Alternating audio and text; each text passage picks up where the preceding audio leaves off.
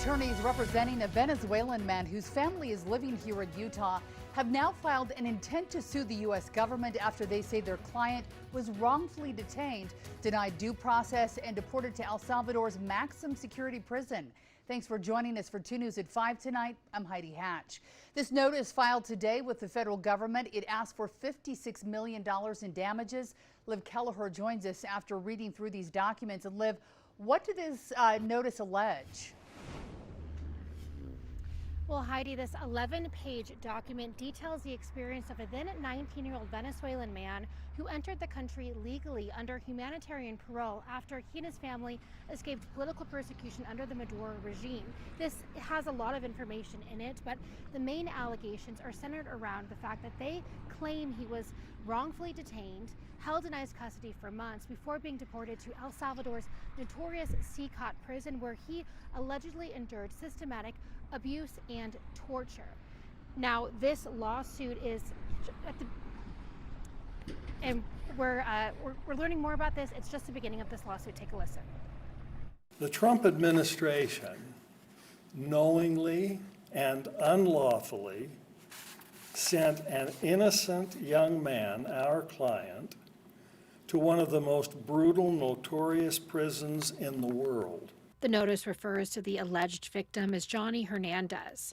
According to his lawyers, Hernandez and his family secured permission to legally enter the country via Custom and Border Patrol CBP One app. They claim a border guard then erroneously concluded Hernandez was a member of Venezuelan gang Tren de Aragua and detained him with no proof. He spent 6 months in ICE custody before being sent to El Salvador's CECOT prison. He was locked up in an overcrowded cell with 70 inmates under constant confinement, bright lights, to sleep with virtually no bedding on metal bunk beds piled high, with a heavy guard presence and no contact with the outside world. He was tortured and beaten and placed in solitary confinement.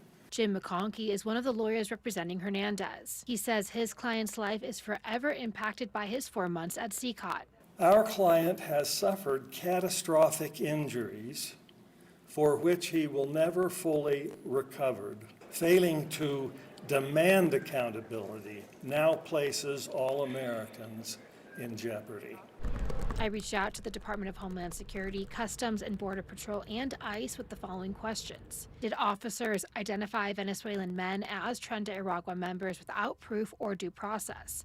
Deny individuals in their custody medical attention, knowingly lie to individuals about where they were being deported to, and or invite Salvadorian police to beat men in their custody into compliance? I did not get a response. This notice of intent to file is the first step in suing the federal government. They will file the formal complaint in 6 months. Now, the team of lawyers behind this filing say that this is of particular pertinence to people here in Utah because DHS just purchased this warehouse for use as an ICE detention facility. In a statement, attorney Richard Lambert addressed Governor Cox and state leaders directly, asking, "Are you aware that the Salt Lake Warehouse prison is patterned after El Salvador's system of high-density confinement put in place at CECOT? Do you realize President Trump has repeatedly lauded the CECOT model?" Now, this is the second suit of its kind here in the U.S. You can read the full text on our website, KUTV.com. Reporting live in Salt Lake City, Liv Kelleher, KUTV 2 News.